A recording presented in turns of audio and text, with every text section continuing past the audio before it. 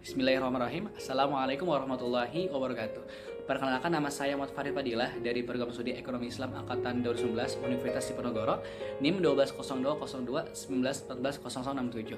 Perkenalkan saya untuk menyampaikan sebuah materi mengenai kebijakan fiskal masa Rasulullah SAW sebagai mata kuliah Sejarah Pemikiran Ekonomi Islam. Jadi, kebijakan fiskal merupakan kebijakan yang mempengaruhi anggaran, pendapatan, dan belanja negara atau APBN.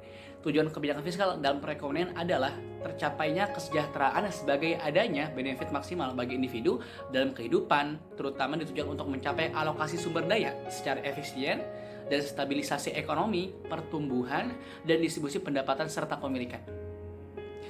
Pada ketika itu, di awal pada fase pemerintahan Rasulullah SAW, negara tidak memiliki kekayaan apapun karena sumber penerimaan negara hampir tidak ada sama sekali ketika itu. Lantas baru ketika para kaum muslimin melakukan perang Badar ketika itu, dengan ada perang Badar pada abad kedua Hijriah, negara mulai mendapatkan pendapatan dari seperlima rampasan perang atau ghanimah yang disebut dengan khumus, sesuai dengan firman Allah Subhanahu wa taala dalam surat Quran surat Al-Anfal surat ke-8 ayat 41. Nah, di sini mulanya tantangan yang dihadapi oleh Rasulullah SAW sangat berat. Sebagai seorang perintis sebuah keberadaan negara Islam, tentunya dimulai dari serba nol, mulai dari tataran politik, kondisi ekonomi, sosial maupun budaya, semuanya ditata dari awal.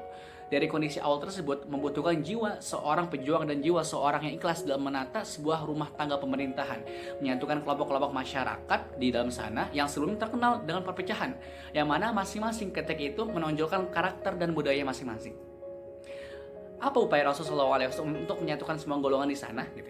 Rasulullah SAW memiliki upaya agar tercegah terjadinya perpecahan di kalangan kaum muslimin, maka beliau mempersatukan kaum Ansor sebagai tuan rumah ketika itu dengan kaum Muhajirin sebagai kaum atau kelompok pendatang. Ketika Rasulullah SAW menganjurkan kepada kaum Ansor yang notabene memiliki kekayaan dapat membantu saudara-saudaranya dari kaum Muhajirin, maka hasil dari upaya tersebut terjadilah akulturasi budaya antara kaum Ansor dan kaum Muhajirin sehingga kekuatan kaum muslimin bertambah ketika itu. Maka dari kepemimpinan Rasulullah SAW maka lahirlah berbagai macam kreativitas kebijakan yang dapat menguntungkan kaum muslimin. Kebijakan utama Rasulullah SAW adalah membangun masjid sebagai aktivitas kaum muslimin ketika itu. Istilah yang populer disebut dengan istilah MMC atau Madinah Muslim Center.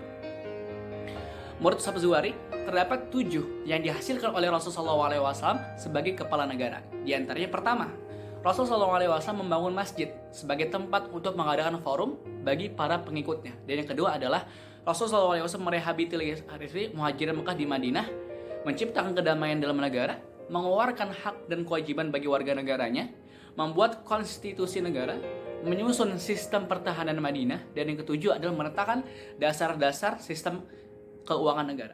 Sekian dari saya. Mohon maaf apabila ada kesalahan kata. Wabillahi taufiq hidayah, waridho wa ni'mayah, wal jazaa'u fisabilillah. Assalamualaikum warahmatullahi wabarakatuh.